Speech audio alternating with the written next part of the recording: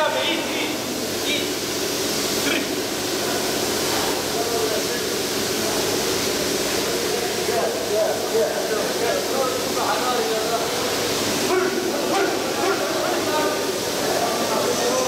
Fotoğrafa bakma.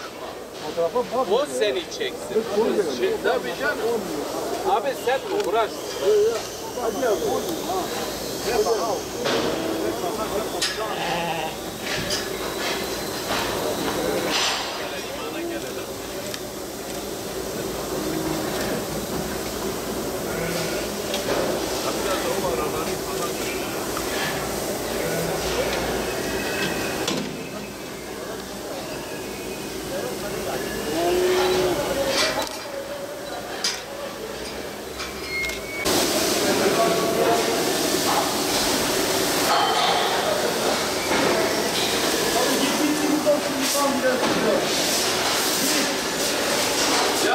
Bizim vekalet verdiğiniz kestiği zaman çekmelisin. Ya bak, bu kesen arkadaş yok. Kesmeyi bitirdim. Tamam, yanlışım var.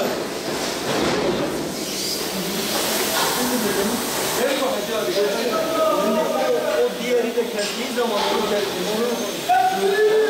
Allahu Ekber. Allahu Ekber. Allahu Ekber. Ya abi tekrar ısrar etmiyor. Ancak kadar istiyor.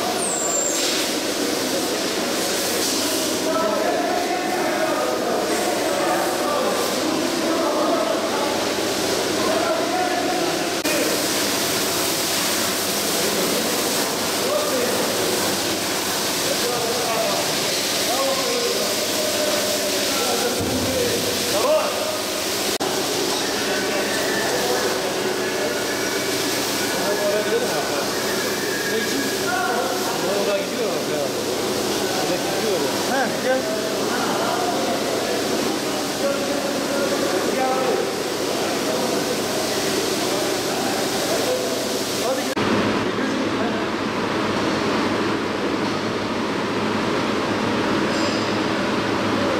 Biz sabah namazından sonra buraya geldik. Kurbanlarımızı hazırladık ve bayram namazından sonra kesime başladık.